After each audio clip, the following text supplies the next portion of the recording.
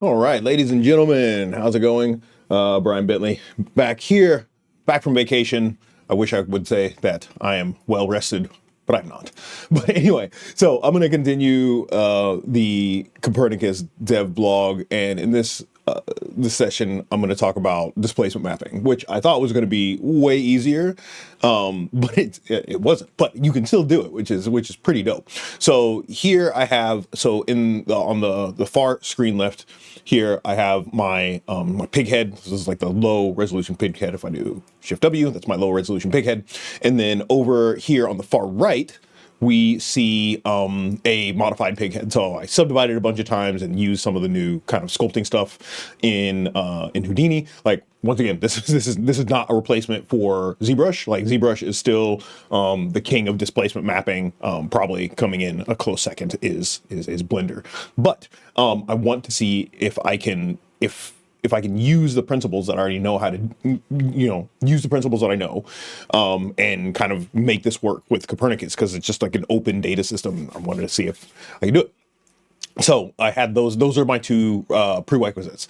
My other prerequisite that I was working with is that the low resolution does not have to be tied to the high resolution in any way. It can be completely different geometry.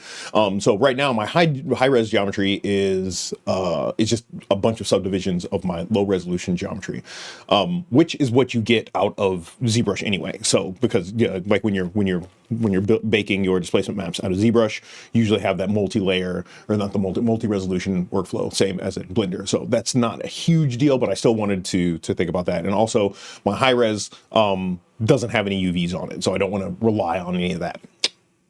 And in the middle, you can see what's coming out of my CopNet.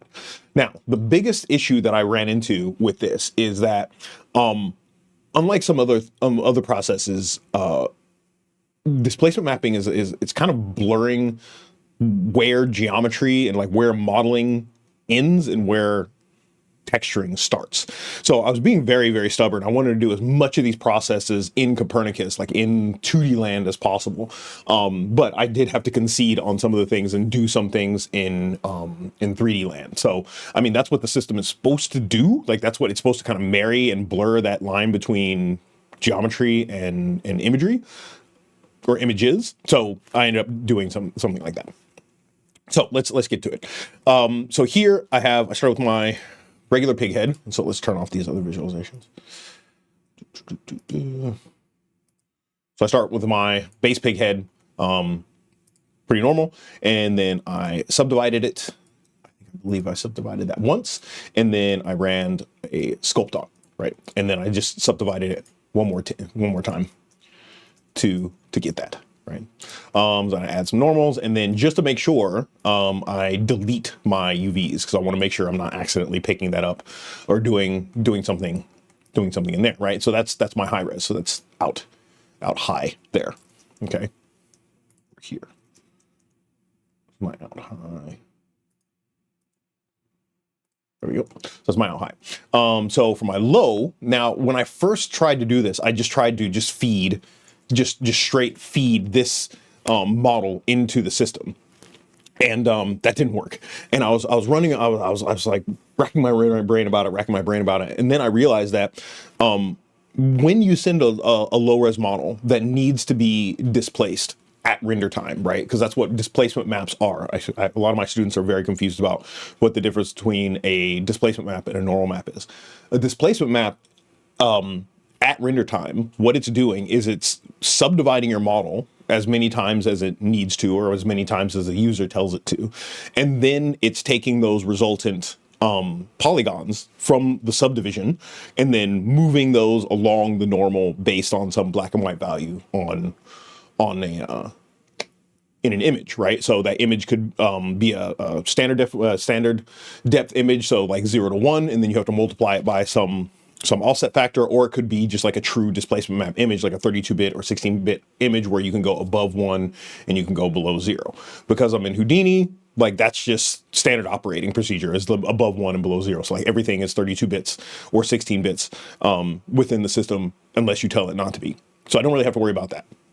Right, I can just get a straight 32-bit displacement image out of here, which is pretty good because in general, when you're working in visual effects, which is what displacements are mostly used in visual effects and like offline render animation, you're going to be working in 32 bits, or you want to be working in 32 bits anyway, most of the time. So you can always down res it to 8 bits. You'd have to squish those values, but I mean, it's trivial math.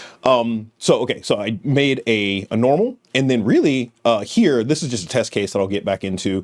To get around this idea that it needs to be, that it's subdivided first and then it's displaced, I actually went in and just subdivided the mesh like 4 times.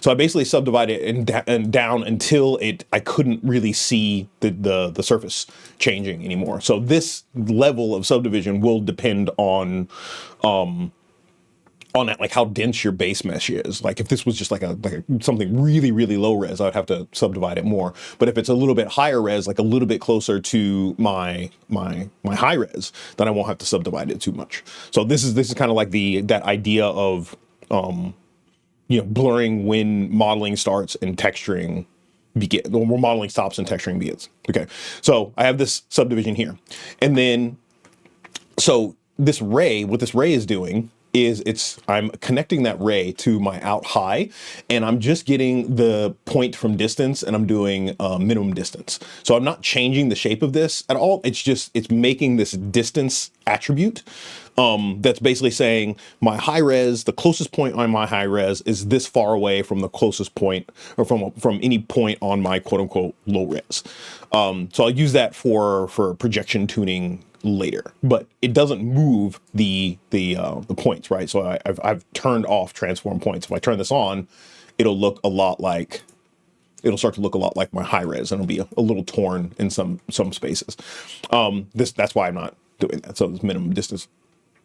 Because I'm going to be doing that in my CopNet, but I want that distance parameter. So if I go into my attribute here and I turn on my distance parameter, you can see this distance parameter. So that's pretty high. So all these numbers are pretty low, but it at least gives me it's like I know that all this stuff is really close to my high res, whereas this stuff is pretty far away. So I need to modify my search distance based on that. So that's where that goes.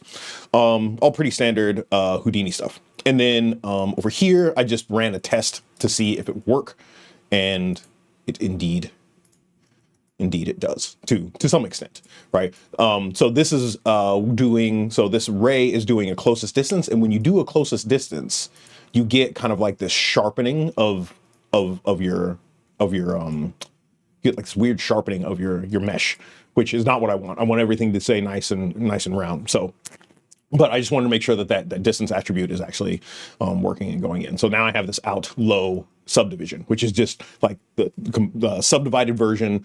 So just raw subdivision. I'm not changing my low res at all, right? So that's that. All right, so I'm taking my out low sub and my out low high, and then we're going into our CopNet, which gives us